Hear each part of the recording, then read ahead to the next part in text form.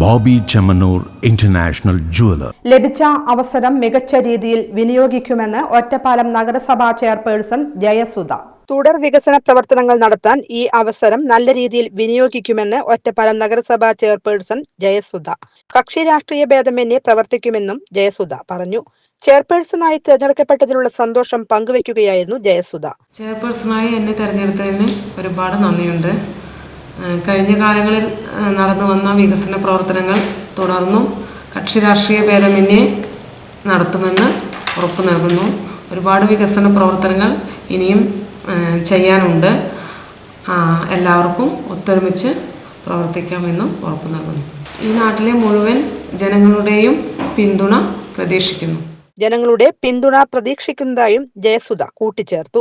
ഒറ്റപ്പാലം നഗരസഭയിലെ 4-ാം വാർഡിലെ കൗൺസിലറാണ് ജയസുധ.